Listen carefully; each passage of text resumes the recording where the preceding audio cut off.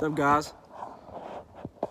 Welcome to the first lesson of bass in the Lifeline Students section of worship lessons online. If you don't know who I am, my name is Levi, and I'm going to be doing the first probably 10 lessons of the bass track. And I just want to give you guys a little background on the bass and why it's an important instrument on stage during worship. The bass is the low end of everything, so it's what fills up the sound. If you have any type of live band, full set of band instruments at all, the bass is going to be in there, and the bass can add so much. And the cool thing about bass is it's super basic. It's super. It's really simple. It's easy to learn. So it's kind of like a lot of people use the bass and learn how to play the bass as their first instrument, because you learn all the notes, you learn a little bit of music theory, and also it's not the hardest thing to start playing really quick. Now, you can, exceed and go a little bit further and learn runs on a bass and all that stuff. But just to play a normal worship set, it's more about dynamics and when to turn your volume up and when to turn your volume down and how hard to pluck the strings and stuff like that. So, but all in all, I think you're going to be really pleased with how fast you learn. Don't get frustrated if it takes you a little while to learn some stuff that we go over. Just keep working on it, because I promise you it will be well worth it by the time we're done. So this lesson, I just want to kind of go over some components of a bass and what makes up a bass. So when I refer to those in the lessons, you will know what we're talking about. So we're going to just start at the top of the bass. Okay, this is a 4-string bass. Okay, I would recommend you learning how to play on a 4-string bass. Okay, so these right here are what you call tuners. This is the headstock of the guitar. Okay, and these are tuners. Okay, so how those work is, you have your 4 strings. I'll turn them over. You have your 4 strings, right? And the way you tune those to the right notes are your tuners, okay? So, and we're going to learn how to tune a bass.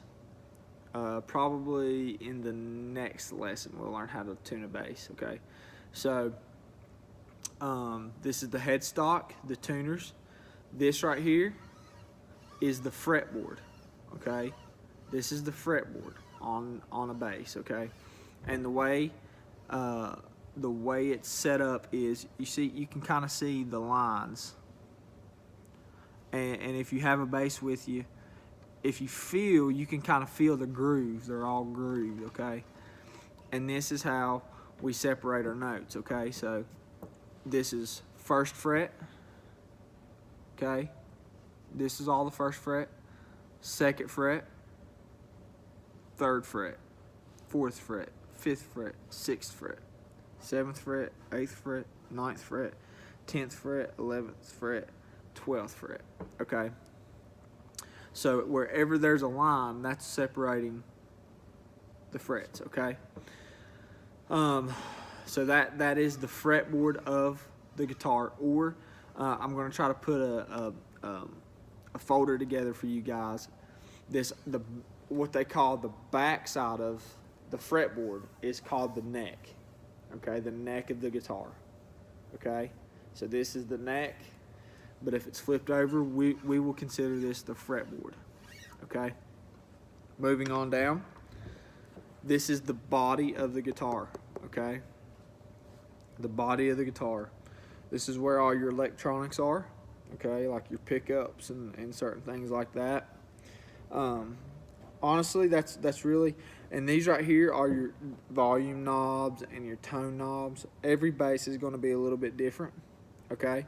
And so in the intermediate lessons of bass. We're going to have somebody explain these, okay, and tell you how to work these and all that. But really, all you need to know is where your volume knob is for right now, okay.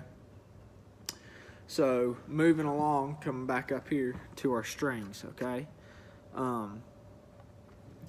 They're on this bass, which like I said, I recommend you learning on a 4-string bass. There are 5 strings and so forth, but 4 strings are all you need for worship and to learn how to play, okay. So we're going to go over the strings, okay. So the top string, that's an E.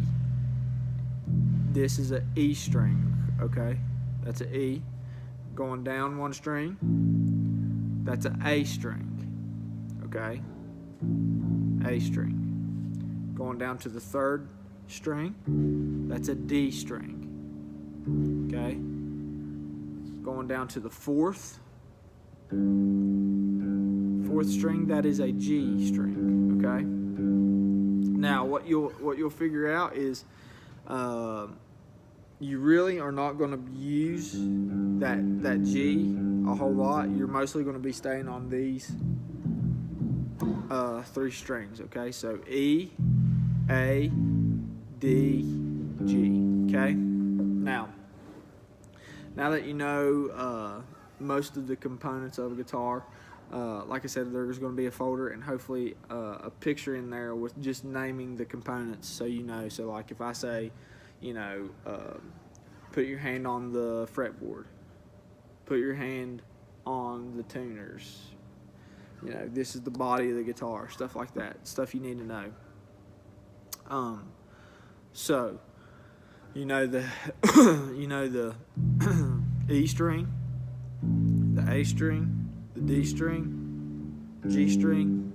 This is the body of the guitar. This is the fretboard. This is the headstock. And these are the tuners. That's really all you need to know to start out with, okay? So, I'm going to stop this lesson here and start a new lesson, just because I want to keep these lessons kind of short. I just want to get you familiar with the components of the guitar and why it's important to worship, which is it's a lot. It fills the sound up so much in a live setting, and can give us that extra push, like in a build or something like that in a worship song. If the bass is played correctly, it just adds so much to the dynamic of the song and where we're going as a worship team. So I would go as far to say the bass is what the band builds around. You know, the bass is the starting point, you know. Like we have piano that kind of fills in space, and acoustic guitars that kind of fill in space, and then the drums are a huge part too. But the bass really, really gives us that foundation to build around, so we're not, it makes it easier for the keys players and the guitar players to play and know where to fill in space at, because that bass is always going to be there to back you up. So I'm really excited. Bass is a huge part of worship, so I'm really excited for you guys to dive into this and learn how to play bass.